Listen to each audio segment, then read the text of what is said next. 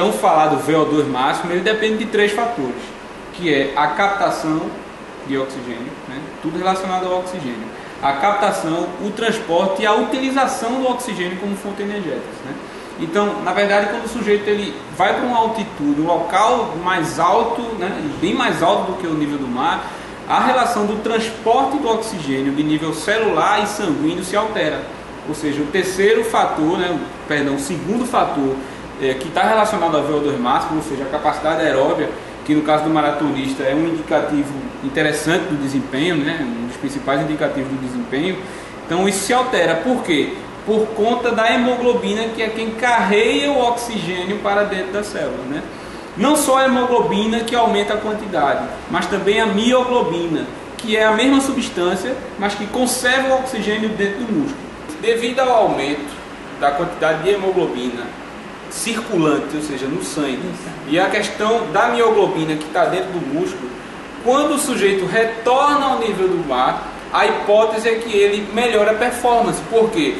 Porque estabilizando a pressão parcial, que antes era menor, e agora quando ele retorna, continua ao nível que ele já está acostumado, tendo uma quantidade maior de hemoglobina e mioglobina, ele tenderia a melhorar a performance por conta disso, né?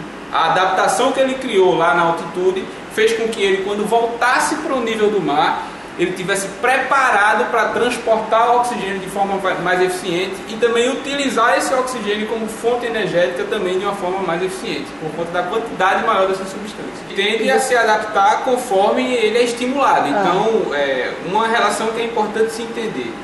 Quanto maior a altitude, ou seja, 1.500 metros, 2.000 metros, 2.500 metros, né?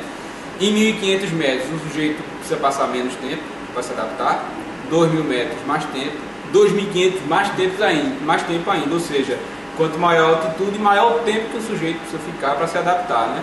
E ele voltando, e dentro de semanas, se ele de repente não tiver próximozinho da prova lá, ele já perde aquela performance e acaba não tendo um resultado eficiente como ele esperava, né? Então é preciso que o sujeito, logo após o retorno dele da aclimatação, ele possa ser logo colocado à prova. É importante também que o Marilson, além de estar treinando numa altitude grande, ele leve em consideração esse percentual de esforço dele aqui, porque pesquisas mostram o seguinte: quando comparados sujeitos que treinam em altitude, né, e esses mesmos sujeitos depois retornam ao nível do mar, pode haver uma queda da performance. Mas por que há uma queda da performance? Porque o sujeito, quando está lá treinando numa pressão parcial de gás menor, ele tem mais dificuldade de alcançar o percentual de esforço que ele já treinava antes. Então é uma questão da sobrecarga mesmo. O importante para o Marilson, além de estar treinando numa altitude alta, é que ele perceba que esse percentual de esforço não se modifique muito daquilo que ele já faz aqui ao nível do mar. Isso também vai dar um indicativo interessante para ele manter essa performance e o ganho adquirido em altitude quando voltar para a competição.